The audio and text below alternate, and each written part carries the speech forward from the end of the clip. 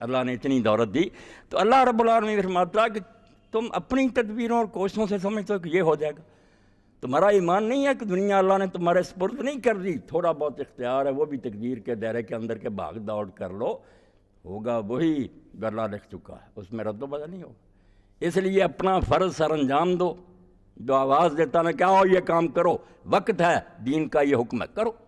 باقی یہ بے فکر رہو کہ جو مصیبت آنی وہ بھی آئے گی، خوشحالی ہے وہ بھی آئے گی۔ تو یہ آیات جو ہیں ان کو توجہ سے سنیے، اور پھر پتہ چلے کہ وہ نیک لوگ جن کے بارے میں ہم حیران ہیں، ہم ہیں ممولے، وہ ہیں شاہین۔ جیسے اقبال کہتا ہے کہ ممولے کے سامنے بعض کی باتیں کی جائیں اس کا تو جگر پھٹ جائے گا، دل اس کا جو ہے نا فیل ہو جائے گا، ہو ایسے خطرے، وہ ممولا ہے بیچارہ۔ مگر شاہین جو ہے پرواہ نہیں کرتے، دنیا روکتی رہتی ہے کہ یہ نہ کرو وہ نہ کرو، وہ کہتے ہیں بیوقوف لوگ، یہ سب مجھے سمجھانے والے نادان ہیں، میں ان کی بات مانوں تو پھر موت ٹل جائے گی۔ اللہ نے سورہ آل عمران بھر دی کہ منافقین پروپگنڈا کرتے تھے کہ رسول اللہ نے ہماری بات نہ مانی صلی اللہ علیہ وسلم، کھلے میدان میں جنگ لڑنے کے لیے چلے، کیا نتیجہ نکلا؟ 70 مارے گئے، اتنے حضور بھی زخمی ہوئے۔ تو اللہ پاک نے فرمایا کافرو بے ایمانو، ابھی تک تمہارے اندر ایمان نہیں آیا، تم نہیں سمجھتے کہ ان کی موت وہاں لکھی ہوئی تھی، انہوں نے جانا تھا اور شہادت حاصل کرنی تھی، تم بکواس کرتے ہو کہ اگر وہ گھروں میں رہتے تو موت نہ آتی۔ اس کا مطلب تم توحید کے جز پر ایمان نہیں رکھتے کہ اللہ تعالیٰ کے سامنے پوری اسکیم ہے، وہ دنیا کو اپنے نقشے کے مطابق چلا رہا۔ اور ساتھ ہی اللہ پاک نے فرمایا اگر تم سچے ہو نا کہ اپنی چالوں اور تدبیروں سے تم موت سے بچ سکتے ہو، فَدْرَوْا عَنْ أَنفُسِكُمُ الْمَوْتَ إِن كُنتُمْ صَادِقِينَ، جس دن آئے گی نا ٹال کر دکھانا اگر سچے، اور آ جائے گی أَيْنَمَا تَكُونُوا يُدْرِككُمُ الْمَوْتُ وَلَوْ كُنتُمْ فِي بُرُوجٍ مُشَيَّدَةٍ۔ تو وہ غیر مسلم لکھتا کہ ایک تو زندگی بعد موت، دوسرا مکتوب پر ایمان، لکھے پر، یہ ہو جانا جو ہونا،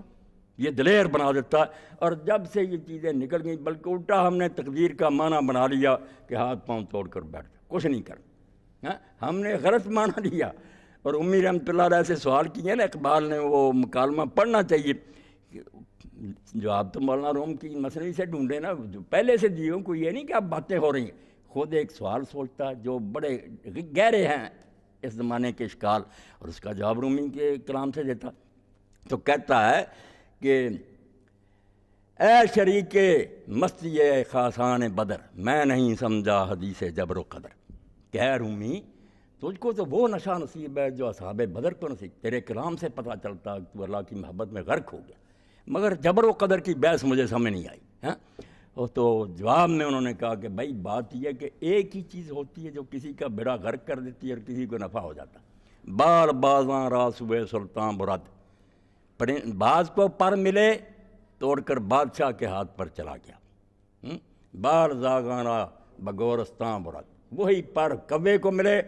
نامراد مردار کھانے کے لیے چلا گیا، پر ایک ہی۔ تو عقیدہ جبر و قدر ایک ہی ہے کہ ہونا وہی ہے جو کچھ ہوگا۔ یہ سے بیوقوف کیا نتیجہ لیتے ہیں؟ جبر باشد، جبر جو ہے نا نیکوں کے لیے، کمال کے لیے، ان کو بلندیوں تک پہنچاتا، اور جاہلوں کی جبر باشد، جبر ہم زندان بندے جاہلاں، بیوقوف غلط سمجھ کر ہاتھ پر توڑ کر بیٹھ جاتا۔ مومن دلیر ہو جاتا ہے کہ جو کام میرے ذمہ لگا میں وہ کروں گا، جو ہونا ہوئے، اور کوئی بھی برا نہیں ہوگا۔ جنگ تبوک کے لیے جب مسلمان جانے لگے تو لوگوں نے کہا یہ بیوقوف،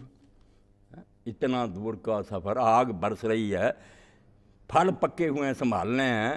اور ٹکر ہے 2 لاکھ فوج ہے کیسر روم کی، دنیا کی سپریم پاور، یہ جا رہے ہیں بیچارے جنہیں سواریاں بھی نصیب نہیں، ہلاکت کی طرف جا رہا ہے، ان کو ان کے دین نے بیوقوف بنا دیا۔ تو اللہ تعالیٰ نے کہا کہ ان سے یہ کہو حل تربصون بنا الا احدی الحسنیین، بے وقوف ہو تم دونوں میں سے جس چیز کی بھی ہمارے بارے میں توقع رکھتے ہو کہ یا ہم جیتیں گے یا مارے جائیں گے، دو ہی ہیں، یہ تم نہیں سمجھتے، ہم دین کی برکت سے سمجھ گئے کہ یہ دونوں چیزیں ہمارے حق میں سے بہتر فتح ہو گئی وہ بھی اچھی، اور مارے گئے تو اس سے زیادہ اچھا۔ آپ دیکھتے ہیں نا جنگ موتا میں جب ایسی صورتحال پیش آ گئی کہ لشکر تو صرف 3000 آپ نے بھیجا تھا، مگر وہاں فوج 1 لاکھ جو تھی تھیوڈورو لے کر سامنے آ گیا۔ ہم مسلمانوں نے کہا کیا کریں،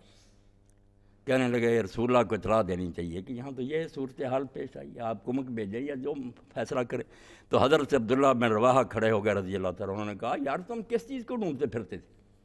اگر جنت چاہتے تھے تو اس کو وہ سامنے دروازے کھلے گا، اور اب مدینے اطلاع دیتے پھرتے ہو۔ ایسی تقریر فرمائی